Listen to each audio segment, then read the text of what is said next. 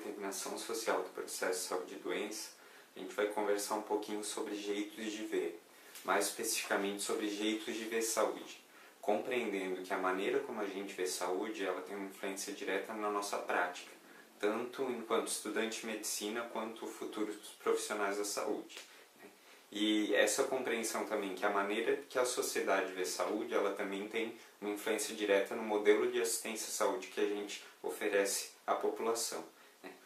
A nossa maneira de ver saúde, a maneira do movimento estudantil de medicina, ela é bastante diferente das informações que a gente costuma receber dos nossos professores dentro das faculdades de medicina. E essa maneira de ver saúde, ela surgiu ainda no século XIX, através de um movimento de medicina social. Esse movimento ele foi hegemônico durante os anos mais ou menos 1830 a 1870 lá na Europa. E ele tinha como um dos grandes nomes, o Virchow, que foi um personagem histórico bastante importante para quem vai estudar a determinação social do processo de saúde e doença, na medida em que, num episódio que ele foi chamado pelo governo da Prússia para avaliar uma epidemia de tifo.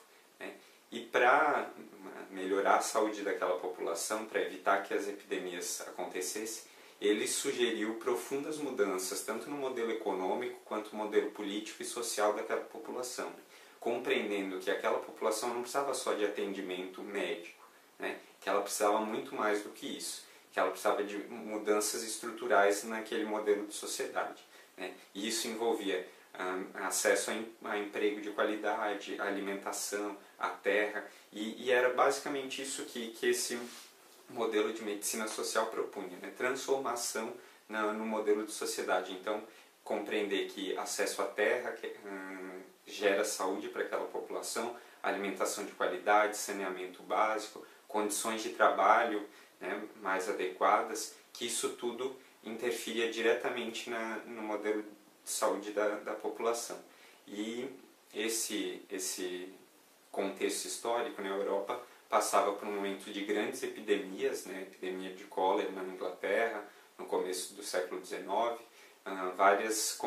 as condições de trabalho dos trabalhadores nas fábricas eram péssimas, então trabalhadores têm que se alimentar no chão das fábricas com 14, 16 horas por dia de trabalho, mesmo mulheres grávidas trabalhando, muitas vezes tendo os seus partos no próprio ambiente das fábricas, criança com 7, 8 anos trabalhando dentro das fábricas. E essa situação, e a medicina social, ela percebia que essa situação de vida da população gerava doença, e que isso, para alterar o modelo de saúde da população, era preciso mudar esse modelo de exploração dos trabalhadores. E ficava muito evidente na Europa naquele momento que não bastava apenas uma assistência médica para mudar a realidade de saúde da população. Então, por exemplo, se você pega gráficos de mortalidade de tuberculose ou de outras doenças, de outras epidemias, mostram que muito antes da descoberta dos micro-organismos, ou muito antes da descoberta da vacina ou da própria antibiótico terapia, a mortalidade dessas doenças já estava em declínio, e muito associada às lutas dos trabalhadores. Então, aquele momento de vários movimentos revolucionários, de movimentos do sindicalismo, muito, muito forte na época, das greves, buscando melhores condições, tanto de trabalho, condições de vida. Então, estava muito claro para aquela população que para mudar a realidade de saúde naquele momento eram necessárias melhores condições de trabalho e de vida.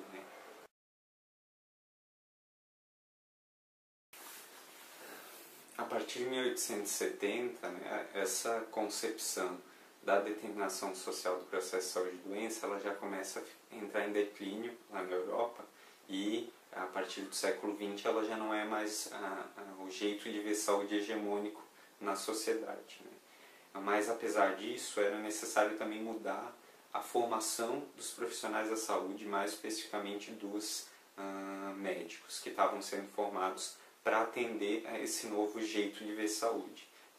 E a partir disso, lá nos Estados Unidos, em 1910, algumas empresas privadas, a gente tem relato da Fundação Carnegie, da Rockefeller Foundation, eles começam a investir numa pesquisa dentro das faculdades de medicina dos Estados Unidos e do Canadá, financiando um professor, né, o Flexner, para fazer um mapeamento e para fazer um diagnóstico de como estava sendo dado o ensino da medicina dentro dessas faculdades e propor inclusive mudanças nessa concepção do ensino médico. E o Flexner faz essa pesquisa, propõe o fechamento de várias universidades, né? Inclusive ele é contra a presença de mulheres, de negros, de pessoas pobres dentro das faculdades de medicina, então a noção de que só a elite poderia fazer medicina.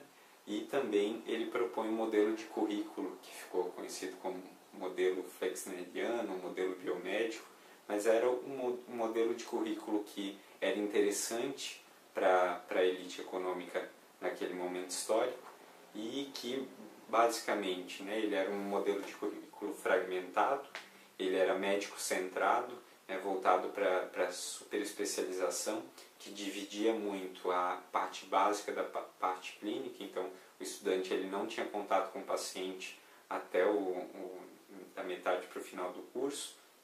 Era um modelo que se dava basicamente no hospital, daí a importância do hospital para o modelo biomédico se dá da forma que, bom, onde que é o ambiente em que as pessoas são obrigadas a tomar medicamento e que é necessário pedir muitos exames, né? Então, essa noção do hospital como centro da atenção à saúde, ela é muito interessante do ponto de vista tanto para a indústria farmacêutica quanto para a indústria de exames complementares, né? Então, o que a gente chama de complexo médico industrial, né? E com essa nova concepção de saúde também dentro das faculdades de medicina, esse modelo ele se torna hegemônico a partir daí e é ainda hoje nos nossos currículos, né? No Brasil, ele foi muito aprofundado no período da ditadura militar, né? Quando esse modelo biomédico é amplamente implementado nas faculdades de medicina brasileiras.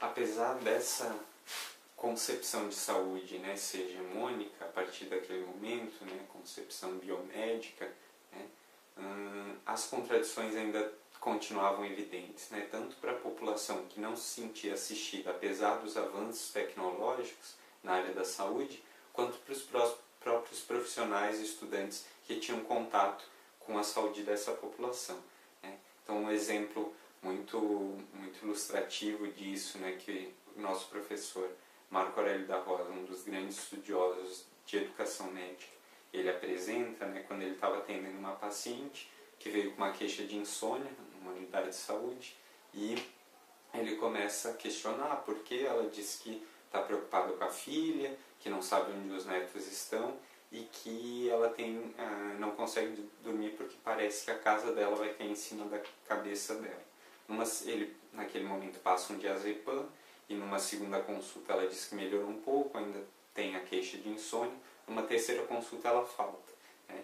E daí a equipe resolve fazer uma visita domiciliar. Quando eles chegam lá, quando eles vêm à casa daquela pessoa, e ela realmente, né, ficava num morro, era um barraco, que realmente ia cair na cabeça daquela paciente. A casa estava torta e ia cair na cabeça da paciente. E ele estava tratando casas que caem com diazepam.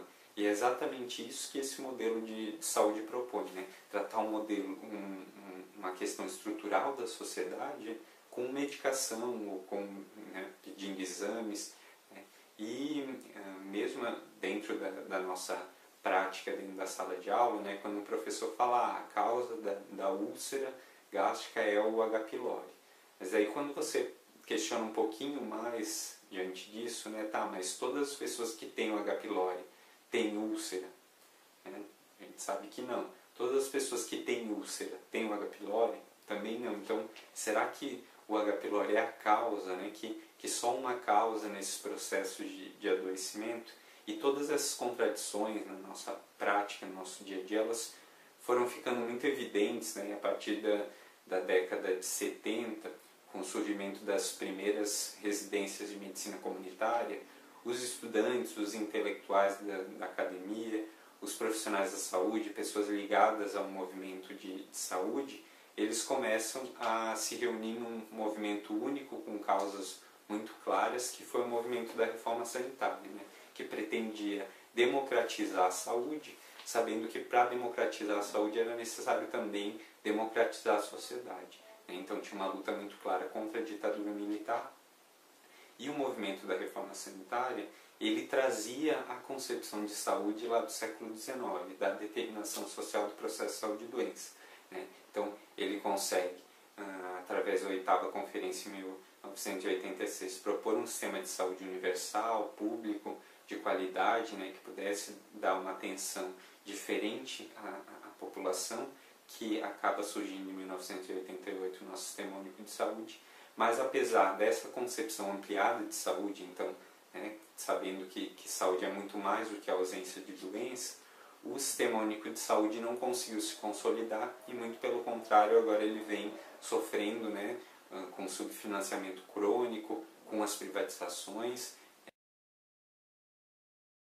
Esse modelo biomédico ele é tão frágil, né, que, por exemplo, quando a gente vai tratar um paciente hipertenso, por exemplo, né, quando você fala, seu João, o senhor tem que mudar, o senhor tem que caminhar, o senhor tem que ter uma alimentação saudável, o senhor precisa se estressar menos, mas a gente não sabe que aquela pessoa tem uma carga de trabalho de 12, 13 horas, que ele não tem condições de escolher os alimentos que ele pode comer, o ambiente que ele vive não tem um local que ele possa ter lazer, ou mesmo depois de 12, 13 horas de trabalho extenuante, como é que uma pessoa dessa vai realizar alguma atividade física? Então, quando a gente culpa esse paciente, né, dessa noção que saúde, enfim, é limitar, a culpa é do paciente, não do modelo de sociedade, é totalmente insuficiente para atender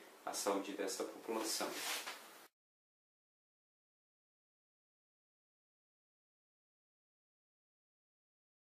Mas por que então, apesar dessa nossa concepção de saúde ser tão evidente, por que então é tão difícil aplicar ela na nossa sociedade, né? Acho que a clareza que a gente tem que ter é que a gente vive numa sociedade doente, numa sociedade que gera doença. E a doença ela gera lucro, né? Enquanto esses interesses econômicos estiverem acima dos interesses da população, a gente não vai conseguir mudar as coisas do jeito que estão. Mas também não é para desanimar. Acho que tem dois caminhos que nós, enquanto estudantes de medicina, podemos trilhar na nossa formação médica. Um deles é formar médicos profissionais no final da graduação e seguir seu caminho. Um segundo caminho, que é um pouco mais difícil de trilhar, é a gente se formar um médico que esteja interessado em transformar a realidade de saúde da população, né?